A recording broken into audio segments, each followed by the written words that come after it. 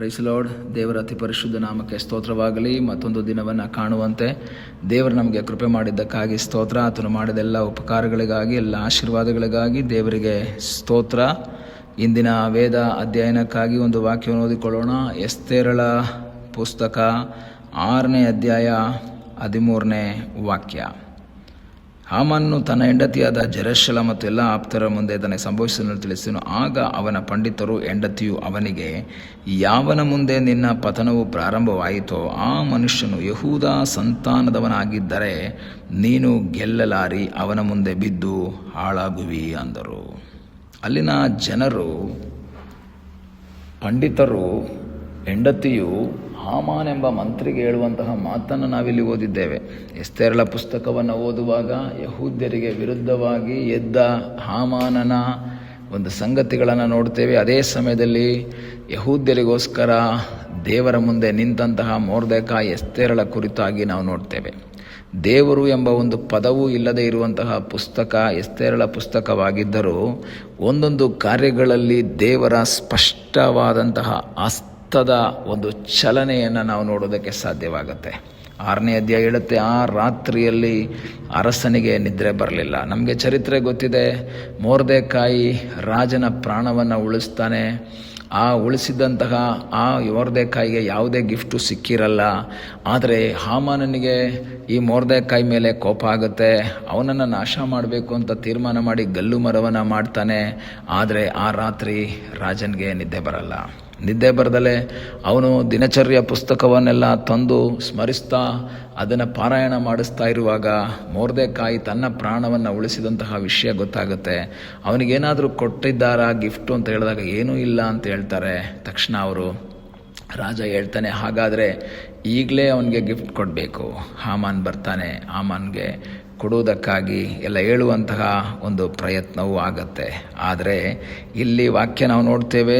13ನೇ ವಾಕ್ಯದಲ್ಲಿ ಅವನಿಗೆ ಎಲ್ಲ ರೀತಿಯ ಗೌರವವು ಹಾಮಾನನಿಗೆ ಸಿಕ್ಕಿದೆ.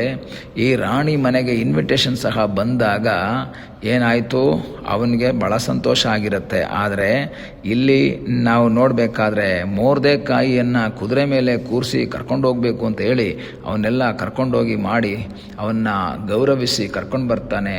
ಆದರೆ ತಲೆ ತಗ್ಗಿಸ್ಕೊಂಡು ಹಾಮಾನ ಮನೆಗೆ ಬರ್ತಾನೆ. ಮನೆಗೆ ಬಂದಾಗ ಅವನು ಮಾಡುವಂತಹ ಒಂದು ಕಾರ್ಯ ಏನು, ತನ್ನ ಹೆಂಡತಿಗೂ ತನ್ನ ಆಪ್ತರ ಮುಂದೆ ಹೇಳ್ತಾನೆ.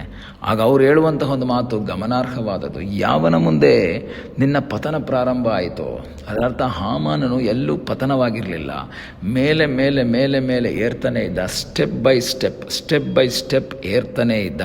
ಈ ದಿವಸಗಳಲ್ಲಿ ನಿಮ್ಮ ಜೀವಿತದಲ್ಲೂ ಸಹ ಏರಿ ಏರಿ ಏರಿ ಏರಿ ಮುಂದೆ ಹೋಗುವಾಗ ನಮ್ಮ ಜೀವಿತದಲ್ಲಿ ಪತನ ಆಗೋದು ಯಾವಾಗ, ದೇವರ ವಿರುದ್ಧವಾಗಿ ಹೋಗುವಾಗ. ಇಲ್ಲಿ ವಾಕ್ಯ ಹೇಳ್ತದೆ, ಯಾವನ ಮುಂದೆ ನಿನ್ನ ಪತನವಾಯಿತೋ, ಹಾಮಾನನೇ ಇಲ್ಲಿವರೆಗೂ ನೀನು ಮೇಲೆ ಮೇಲೆ ಹೋಗ್ತಾ ಇದ್ದೆ, ಆದರೆ ಇವಾಗ ಎಲ್ಲದರಲ್ಲೂ ಫೇಲ್ ಆಗಿ ಡೌನ್ ಬರ್ತಾ ಇದೆಯಾ? ಕಾರಣ ಏನು ಗೊತ್ತಾ? ನೀನು ವಿರೋಧ ಮಾಡ್ತಾ ಇರೋ ವ್ಯಕ್ತಿ ಯಹೂದ ಸಂತಾನದವನು. ಅದರ ಅರ್ಥ ಏನು? ದೇವರಿಂದ ಕರೆಯಲ್ಪಟ್ಟವನು, ದೇವರಿಂದ ಸೆಲೆಕ್ಟ್ ಮಾಡಲ್ಪಟ್ಟವನು, ದೇವರಿಗಾಗಿ ನಿಂತಿರುವಂತಹ ಮೊರ್ದೆಕಾಯಿಯ ಮುಂದೆ ನೀನು ಮೇಲೋಗಕ್ಕಾಗಲ್ಲ. ಯಾಕೆ? ನೀನು ಅವನನ್ನು ಕೆಳಗಿಳಿಸೋದಕ್ಕೆ ಪ್ರಯತ್ನ ಮಾಡ್ತಾ ಇದೀಯಾ. ನೀನು ಪತನ ಆರಂಭ ಆಯಿತು ನಿನ್ನದು. ಮಾತ್ರವಲ್ಲ, ಅವನ ಮುಂದೆ ಬಿದ್ದು ಹಾಳಾಗುವಿ ಅಂತ ಹೆಂಡತಿ ಮತ್ತು ಆಪ್ತರು ಅವನಿಗೆ ಸಲಹೆಯನ್ನು ಕೊಡ್ತಾರೆ. ಇದಕ್ಕೆ ಕಾರಣ ಏನು ಗೊತ್ತಾ? ಮೊರ್ದೆಕಾಯಿ ಹಾಮಾನನಿಗಿಂತ ಶಕ್ತನಾದದ್ದರಿಂದ ಅಲ್ಲ. ಹಾಮಾನನು ಮಂತ್ರಿ, ಮೊರ್ದೆಕಾಯಿ ಜಸ್ಟ್ ಎ ಡೋರ್ ಕೀಪರ್. ಆದರೆ ಇಲ್ಲಿ ಸ್ಥಾನಗಳಲ್ಲ ವ್ಯತ್ಯಾಸ. ಹಾಮಾನನ ಜೊತೆ ಇಲ್ಲದೆ ಇರುವಂತಹ ಒಬ್ಬ ಸರ್ವಶಕ್ತನಾದ ದೇವರು ಮೊರ್ದೆಕಾಯಿ ಸಂಗಡ ಇದ್ದಾನೆ.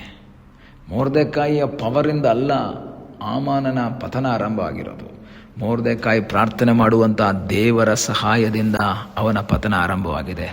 ಈ ಹಗಲ ಸಮಯದಲ್ಲಿ ನನ್ನ ವಾಕ್ಯವನ್ನು ಕೇಳುವಂತಹ ದೇವರ ಮಗುವೆ, ನೀವು ದೇವರಿಗಾಗಿ ನಿಲ್ಲುವಾಗ, ದೇವರ ಚಿತ್ತಕ್ಕೆ ವಿಧೇಯರಾಗಿ ಜೀವಿಸುವಾಗ, ನಮ್ಮ ಜೀವಿತದಲ್ಲಿ ವಿರುದ್ಧವಾಗಿ ನಿಲ್ಲುವಂತಹ ಯಾರೇ ಆಗಿದ್ರೂ ಸಹ ಅವರನ್ನು ಪತನಗೊಳಿಸಿ ನಮ್ಮನ್ನು ಜಯ ಕೊಡುವಂತಹ, ನಮ್ಮನ್ನು ಜಯಿಸುವಂತೆ ಮಾಡುವ ಸರ್ವಶಕ್ತನಾದ ಒಬ್ಬ ದೇವರಿದ್ದಾನೆಂಬುದಾಗಿ ನಾವು ಮರೆಯಬಾರದು.